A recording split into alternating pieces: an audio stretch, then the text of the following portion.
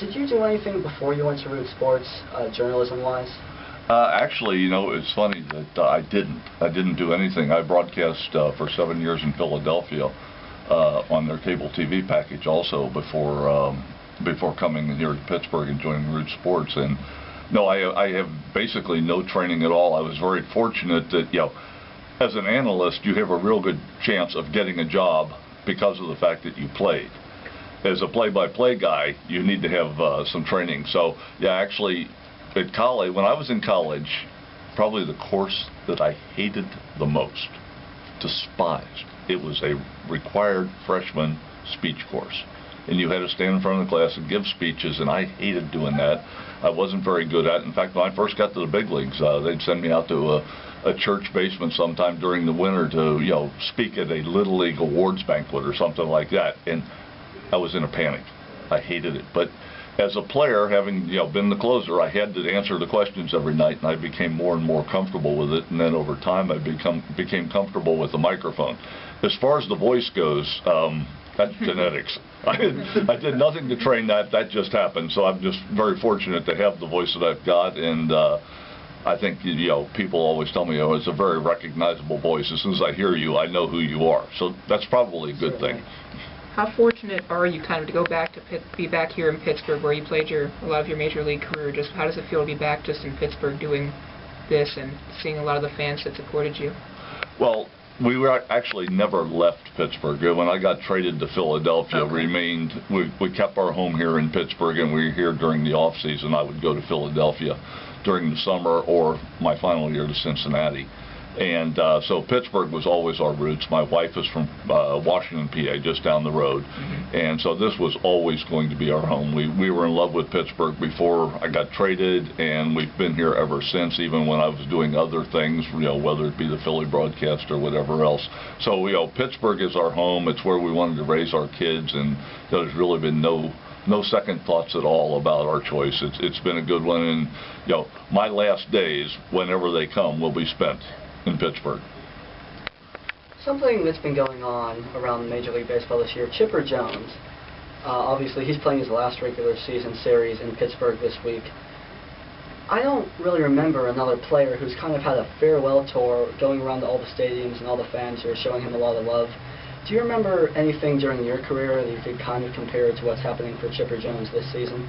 Well, there were a few, but you know, basically you have to be a player who has played as long as Chipper Jones, and also a player who has played as well as Chipper Jones. I remember Johnny Bench's last season, as he made his rounds. You know, there were different ceremonies for him at different ballparks. In fact, I was involved in ours here. We actually gave him, Johnny, like myself, loved to play golf, and the Pirates gave him a red golf cart with a big Cincinnati logo on the front and number 5 on the side of it. So I was able to be part of that presentation, which was kind of cool because, you know, he had played for so long and had been so great. And Chipper Jones is in that same category.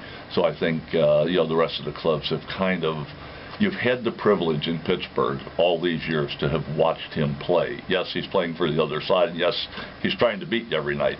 But you've had a chance to watch this guy play, and you really, as baseball fans and as a baseball club, the Pittsburgh Pirates really want to take a chance to say thank you for, you know, having entertained us for all those years. Because, you know, when you get down to the bottom line, baseball players are athletes, but we're also entertainers. And the ones that are really good, you know, the Frank Sinatras, the Bing Crosbys in music, well, you know, the Chipper Joneses and the Johnny Benches are in baseball. They're the same thing. So it's nice to be able to say thank you for all you've done for us as well as for the Atlanta Braves. In a matter of unfortunate situation, obviously we know what happened kind of yesterday, capsizing on the season. Just obviously you're here today, and yesterday was the official day that it was 20 consecutive losing seasons. And we know we get to hear a lot of your thoughts on the postgame on Root Sports, but just what are your thoughts overall on just what's just happened and the catastrophe down the stretch? Well, first of all, unfortunately, it very much mirrors a year ago. Almost timing-wise, almost incident-wise, everything else. A year ago, we had a pretty good idea what it was. I mean, the pitching broke down at the end of the year. We had Mahalam and Correa were two guys that were probably going to be able to pitch 200 innings and get through the entire season. But then you had, the Karstens and the McDonalds and guys like that just weren't far enough in their development to be able to carry the whole staff. And that's kind of what happened. Mahalman and Correa got hurt. The rest of the guys kind of ran out of gas, and our backup system on the pitching side wasn't real good. And we kind of struggled almost all year last year as far as scoring runs. So what the club did during the winter was they went out and tried to address these problems. I mean, what happened last year didn't set well with anybody over there. So they went out and they tried to address these problems so we would be in a better position to avoid that type of a thing again. And, you go out and you get an A.J. Burnett. You went out and got an Eric Bedard, two pitchers on the veteran side who could throw you 200 innings. You were concerned a little bit about Bedard's health, but, you improved your pitching staff with guys that could get to the back end. Plus, you still had Correa. Karstens had another year under his belt. Charlie Morton, before he got injured, you had that. And really the only guy that you had to worry about getting to the end was James McDonald. He was going to have trouble because he had not thrown that many innings in the past. On the offensive side, obviously, you needed to score more runs. You went out and you got a Casey McGee. You got some guys to fill in. But the major concentration was on the pitching side. And then what happened was, despite all the changes, all the changes they made in the way you were handling your players, we basically ended up with the same situation again this year, except that we had pitchers that could get to the end. We had a club that for 2 months in the middle of the year led Major League Baseball in scoring runs, but in 4 months we're almost dead last in scoring runs. Not sure what happened with that switch on the 1st of June, but I think this year is much more disappointing, A, because you came from farther up. You're 16 games over as opposed to 6 last year. And B, you had prepared all off-season last year to prevent this from happening, and yet it still did. So, it's going to be back to the drawing board again this winter, but you're going to have to come up with a little better idea of what caused the problems, because what we fixed last year didn't solve the problem. So there's still problems out there that need to be solved. This team got off to a great start pitching-wise this year with A.J. Burnett, James McDonald. Really everyone had their time of year to shine in the rotation. Now that things kind of fell the way they did, what do you expect the rotation to look like starting next year? That's going to be a big question. Obviously, Burnett's going to be back. I really like the addition of Wandy Rodriguez at the trade deadline. Now, when he first came over, you're going, oh, I don't know, he's not pitching very well. But what we've seen out of him in the last 7 or 8 starts is the same Wandy we've always seen. So this is a guy that's going to go out there and give you a consistent effort day in, day out. James McDonald is going to be a question for next year. Obviously, we know what happened in the first half, and it was really good. And we know what happened in the second half, and it was really bad. And you need to find out now, A, is it something that, this pitching well, doesn't have to pitch as well as he did in the first half, but pitching consistently well, is that something that he can continue through a year with? Or is it something where, this was the first year he was actually asked or could pitch from start to finish?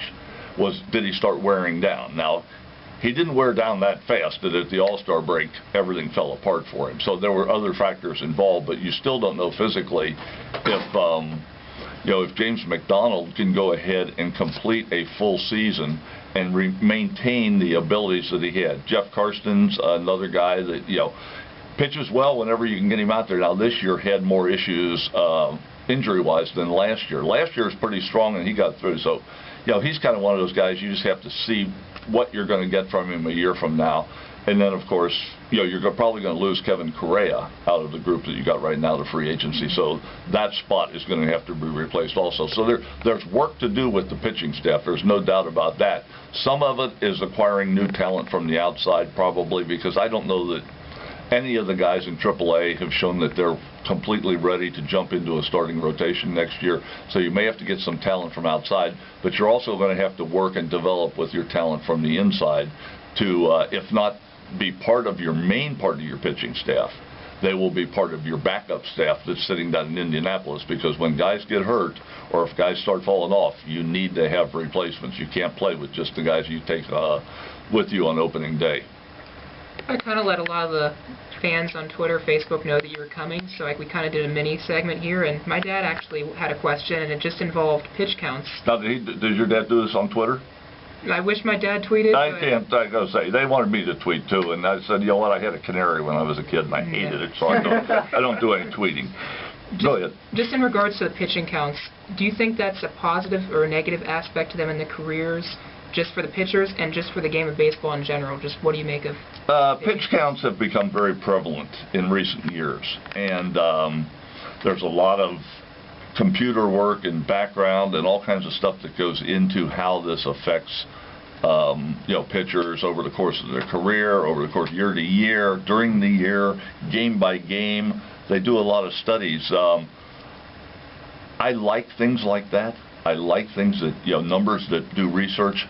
I'm just not really sure that pitch count is really an accurate measurement of how a pitcher is doing or where he's at.